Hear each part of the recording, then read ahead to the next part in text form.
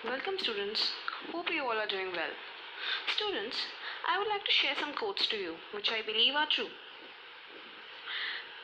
Like well said by Lindsay Vonn, life changes very quickly in a very positive way if you let it.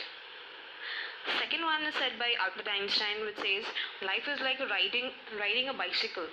To keep your balance, you must keep moving. Lastly, it is said by George Bernard Shaw that life isn't about finding yourself, life is about creating yourself. With these thoughts in mind, students, I would like to share a short story before you. Once I had been to a seminar of about 100 people. The speaker there decided to give us a group activity. He started giving each one of us one balloon and asked us to write our name on it and blow it. He then collected all our balloons in one room. Now all of us were left in that room. Now the room looked something like this, and asked to find the balloon which had our name on it within the next 5 minutes. Now everyone became busy finding their balloon, pushing and dashing each other with a lot of chaos. But at the end of 5 minutes, none of us could find our own balloons. Now each one of us were asked to randomly collect a balloon, that is, pick up any one balloon and give it to the concerned person whose name was written on it. Within 5 minutes, it was very easy for everyone to have their own balloons because the names were on it. Then the speaker explained us that this is what is happening in our lives. Everyone is desperately looking for happiness all around, not knowing where it is. So with the students, I would like to tell you all is that our happiness lies in the happiness of other people. Give them their happiness, you will get your own happiness. And this is the purpose of life. So today we'll be doing a beautiful poem by poetess Charlotte Bronte, Standard 9th. Before we begin with the poem, let's know something about the poetess Charlotte Bronte. She has been gone through many hardships in life, and so on. She was born on 21st April 1816 and died on 31st March 1855. She was an English novelist and poet, the eldest of all three Bronte sisters who survived into adulthood, whose novels are English literature standards. She also wrote Jane Eyre under the pen name Cora Belle. That's her life story which she shares in that article. So let's begin with the poem. Here we'll be learning stanza wise. We'll be reading out the poem with the meanings followed by its explanation. Life, believe, is not a dream, so dark as sages say. Oft a little morning rain foretells a pleasant day.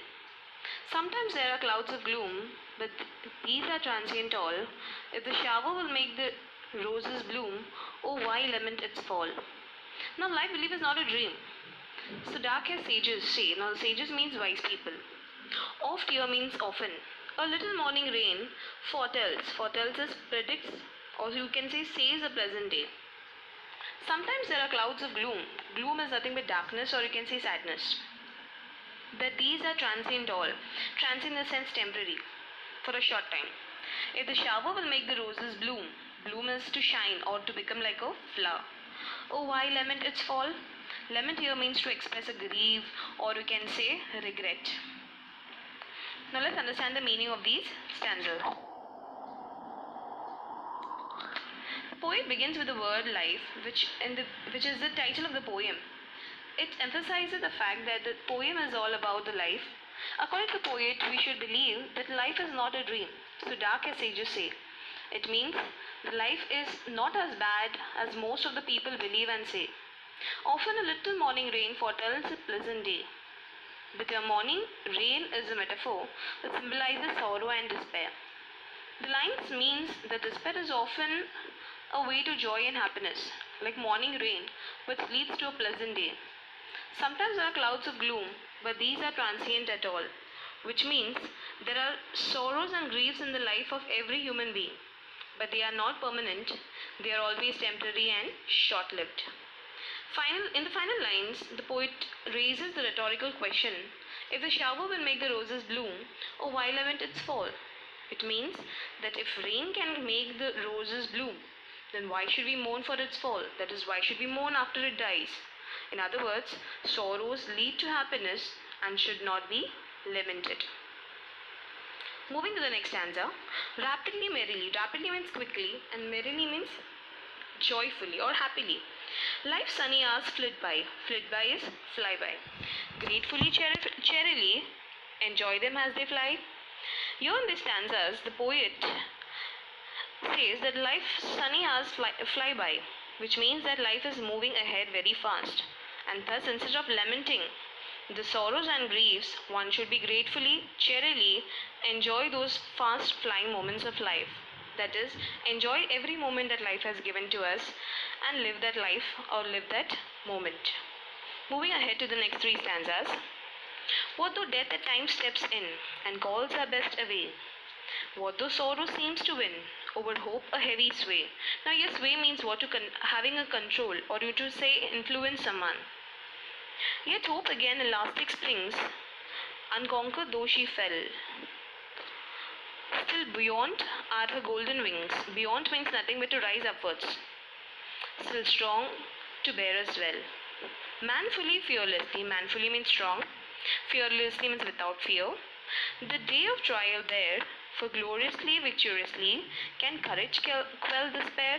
Now, quell means over here an end, or you can say to suppress our needs. And despair means hopelessness. In this part, the poet says in a rhetoric way, that is, she's in a questioning way, she says that though the death may take away our life during our best time, that is the most enjoyable or the most best time of our lives, or the sorrows take away our hopes, we should never lose the will and determination, because hope has elastic springs. It means that the poet has a hope is like an elastic, and like the spring season, it can be bent by the sorrows, that is by winter, but cannot be broken completely. It retains itself after the clouds and gloom go away, or when the winter goes away. A little ahead, the poet brings in herself and says that though the sorrows and griefs have bent her down, or her hopes has bent her down, she still has the golden wings which are capable of being flying even after griefs bend her down. She can bear all the hurdles of life as she is a manful, that's as she is being strong and fearless. And on the day of judgment, her courage will make her victorious. Thus the poem ends with a strong will, hope and determination that good will ultimately come to her. Moving with the figure of speech, firstly we discuss about alliteration. Alliteration is a figure of speech in which a series of words, usually two or more words or neighboring words, have the same first consonant sound. Like the sentences from the poem here we have, though sorrow seems to win. Here the alphabet S you can see, the consonant sound S is repeated. Still strong to bear as well. You can have an alliteration here. The alphabet S is again repeating. So dark as sages say, again the alphabet S is repeating. Moving to the next figure of speech, that is personification. Personification is a figure of speech in which a thing, an idea, or an animal is given human attributes. That is, the non-human objects are portrayed in such a way that we feel they have the ability to act like human beings. Like here we have got sentences from the poem. Oft a little morning rain foretells a pleasant day. Now here the morning rain is personified by giving the animate quality of foretelling. What though death at times steps in. Now here death is personified by giving the human quality of stepping in. What though sorrow seems to win. Here again sorrow has been given the human qualities of winning. Can courage quell despair? Your courage is personified by giving the human quality of suppressing the despair. Moving to the next figure of speech, that is metaphor. Now what's a metaphor? It's a figure of speech that describes an object or action in a way that isn't literally true, but helps explain an idea or make a comparison. In short, it makes comparison in an indirect way. Like again we have got sentences from the poem. Oft a little morning rain foretells a pleasant day. Here morning rain is used as a metaphor where the poet symbolizes morning rain to difficult times, sorrow and despair. And pleasant day symbolizes the joy or the good times of life. Sometimes there are clouds of gloom. Now here clouds are compared to problems. If the shower will make the roses bloom, Now, your blooming of the roses is of a good time or a better time of the life. Life's sunny hours flit by. Life's sunny hours are compared to happy times in life. Moving to the next figure of speech, that is interrogation. Now, what's an interrogation? Interrogation is an asking of a question, not for the sake of getting an answer, but to put a point more effectively. In short, I don't need an answer, but I just have an exclamation of asking a question. Why limit its fall? Now, your interrogation is used for the sake of getting an answer, not for the sake of getting any answer, but to put a point that why should one lament if sorrows will be leading to happiness? What though death at times steps in and calls her best away? Your interrogation is again used not for the sake of highlighting or getting an answer, but your death at times takes away the people we love the most. We must accept it and hope for better times. Again, we have an interrogation, that is, what though sorrow seems to win over hope a heavy sway? Here again, it means if sorrows take away our hopes, we should never lose the will and determination. Moving ahead to the next figure of speech, that is euphemism. What's an euphemism? A euphemism is a figure of speech which means an expression in which the words are not used in their literal sense, that is, the direct meaning is not used. Euphemism refers to polite, indirect expressions that replace words and phrases considered harsh and impolite, or which suggest something unpleasant. Euphemism is an idiomatic expression which loses its literal meanings and refers to something else in order to hide its unpleasantness. Likewise, I cannot tell something straightforward. So, in the line from the poem which says, and calls are best away. Your calls are best away is nothing but it tells that our near and dear ones are called or they die. So, explanation is euphemism wherein harsh and unpleasant ideas are substituted with mild words. Coming to the next part is the appreciation of the poem. The poem Life by Charlotte Bronte is a motivating and optimistic poem. The poet says that the bad things in life are temporary. Good things invariably flow it. We must always look at the positive side of life and have courage to overcome any mishap or problems. The rhyme scheme of the first 4 lines are A, B, C, B are irregular and all the other lines follow a similar rhyme pattern, that is A, B, A, B. The poet has used many figures of speech to enhance the beauty of the poem, like metaphor, interrogation, alliteration and personification at many places. For example, in the line "Oft a little morning rain foretells a pleasant day," your morning rain is personified by giving the animate quality of foretelling. Your poet also used metaphor where morning rain is symbolized to difficult times, sorrow and despair. Lastly, I would like to suggest to you the 3 rules of life, students. That is, if you do not, rule number 1 says, if you do not go after what you want, you will never have it.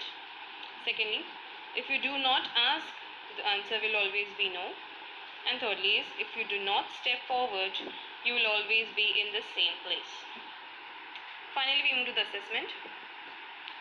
Here are certain questions which you need to complete. Pick up from the poem 2 lines each that reflect the optimistic, that is a positive attitude, and pessimistic, that is a negative attitude. You have to pick out these lines from the poem. There are 2 lines each you have to pick up which says 2 examples of positive quality, attitude and negative attitude. Next question are your adverbs, that's ly words. Here are certain words given to you. Give other ly words to the words given. Moving to the next question. Here are pick out 3 examples of interrogation. There's a rhetoric question from the poem and explain it in your own words as we have done in the interrogation part. Nextly, we have the metaphor. Here are the lines which I have done already with you all in the earlier slides. You have to just add up to the meaning. Next question is pick out examples of personification. Even that we have done. Lastly, you have a question of euphemism. And calls are best away is a gentle way of expressing the unpleasant idea of a loved one dying. It is an example of euphemism. Think and write down all 3 to 4 ways in which you can express the idea of death in a texted or a gentle manner.